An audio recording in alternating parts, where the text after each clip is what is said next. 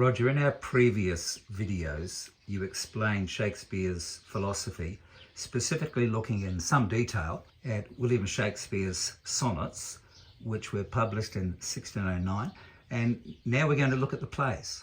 Yes, we considered quite a bit of the detail in the sonnets just to show that there's an incredible amount of intentionality on Shakespeare's part when he published them in 1609, and we also looked at some templates that I derived from the sonnets to show that they're philosophically sound, they're comprehensive and consistent in the way in which he's brought his philosophy together. My major claim, though, having talked about the sonnets, is that the sonnets published in 1609 present the philosophy for all of Shakespeare's works, which means they present the philosophy behind the 1623 volume of his plays, the 36 plays that were published in 1623. And as we have seen in previous interviews, over the last number of years we've published a number of books on Shakespeare and his philosophy, but we've also published this volume here, which is a Super A3, 924 pages of a commentary, 800,000 word commentary around the facsimile of Shakespeare's plays, and from the 1623 edition. In the previous years, we have also published a considerable amount of material, and one of the books, for instance, that relates to what we're going to be talking today is volume 3 of the 4-volume set that we published in 2005, which considers some of the plays and his longer poems in some detail. We know that there were some plays and longer poems that were published before 1609. Is there evidence of that philosophy and that intentionality in those works? Certainly it's quite a claim on my part, I guess, that the sonnets published in 1609, which was pretty much 20 years after he started writing the plays, that he started writing the plays in the early 1590s, presents the philosophy behind all his work, that I have used that philosophy and applied that philosophy to the plays to develop an understanding of the plays, and in my terms it has revealed some pretty interesting insights into the plays compared to traditional interpretations, for instance, that change them out or have to amend them. So as I searched back through Shakespeare's life and his work, it seemed to me that in the period he was in Stratford after he had married Anne Hathaway, he was about 19 and she was a few years older, and they had children. There was a period of about maybe from about 1983 to 1583 to 1590, in which we don't know much about what he was doing. And I surmise that in that period he was putting together his basic philosophy, because I see the philosophy in every play that he wrote from 1590 onwards. And part of the evidence for this comes in the 2 poems that he published, and one in 1593 called Venus and Adonis, and the other in 1594 called Lucrece. And later he also published a short poem called Phoenix and the Turtle in 1601, and there's a poem, A Lover's Complaint, published along with the sonnets. And it's the content and it's the themes of these poems particularly that make me feel confident that Shakespeare had developed his philosophy early in his career, and that's what he applies to the plays. That's quite a claim, Roger. Can you show us the evidence?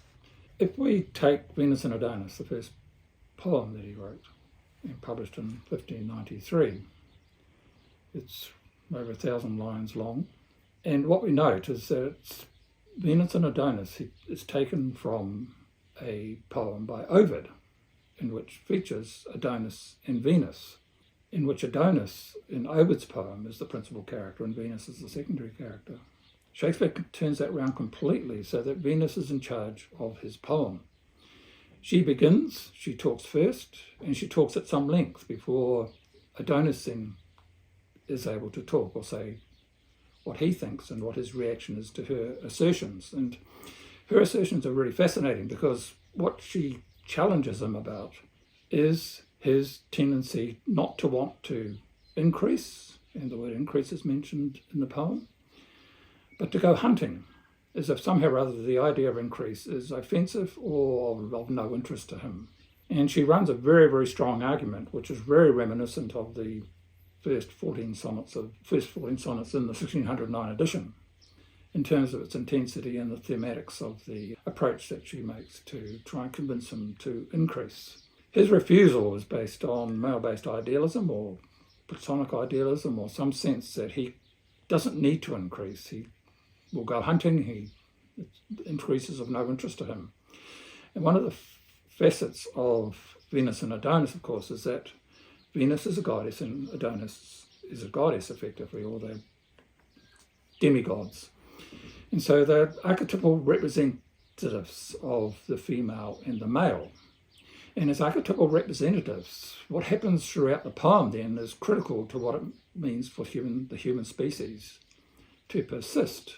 What Adonis does in a bit of a huff is go off and hunt, and he goes off to hunt a boar. Well, the boar turns around and gores him and kills him eventually, and he dies. And he dies, and then a flower comes up out of the ground, out of the blood, his blood. And this is nature returning, effectively, with that the female and the male have now been reabsorbed back into nature. And the end of the poem is when Venus goes off to Paphos and then has to resign herself to living singularly and effectively dying without increase. So Shakespeare's poem is very, very pointed in its critique of male-based celibacy, male-based chastity, and the basic human need, for some humans at any rate, to increase for the species to continue. And that's incredibly in tune with what he presented in the sonnets in a much more sophisticated and comprehensive way in 1609. That's fascinating, Roger.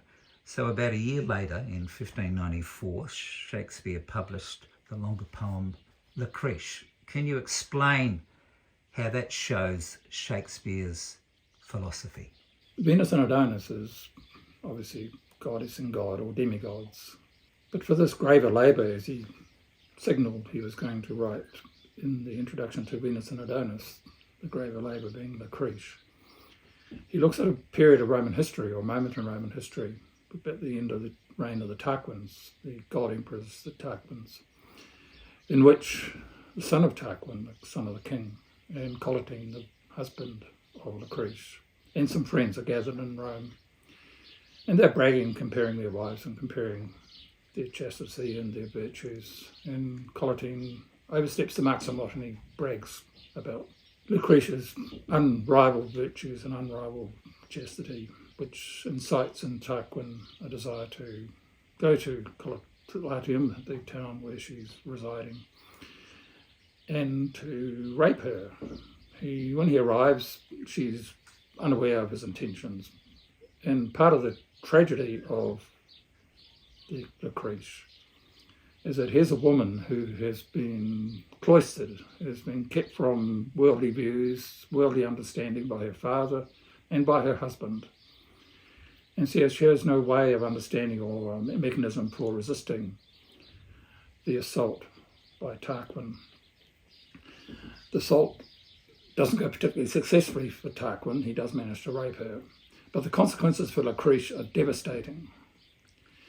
She spends a good part of the rest of the poem ruminating on opportunity and time and various themes to try and understand what has happened to her, and looks at the painting of Priam, for instance, of the Trojan period, until Collatine arrives home and she tells him that what has happened and that she's going to kill herself, which she does.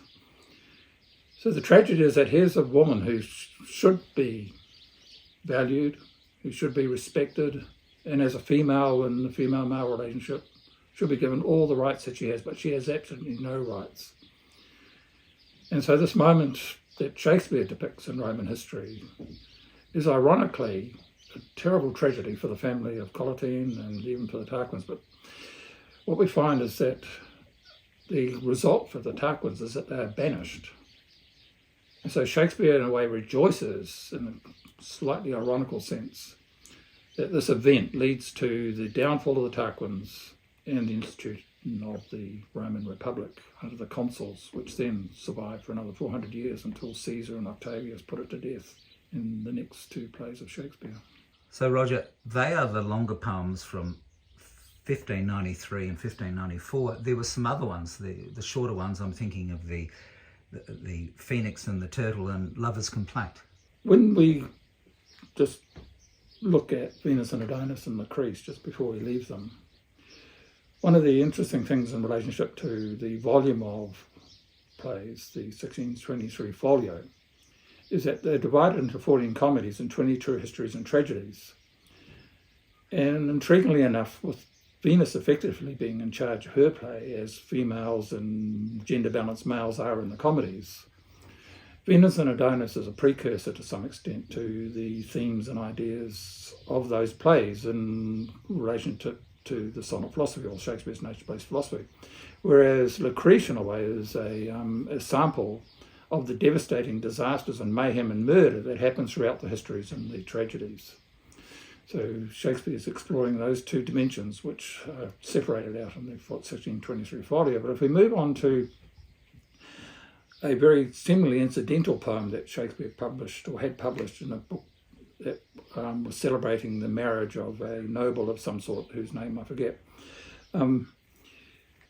called The Phoenix and the Turtle, because most of the poems in that book were titled The Phoenix and the Turtle, is about two deluded birds, and it's a obsequy or a requiem to the fact that they have killed themselves.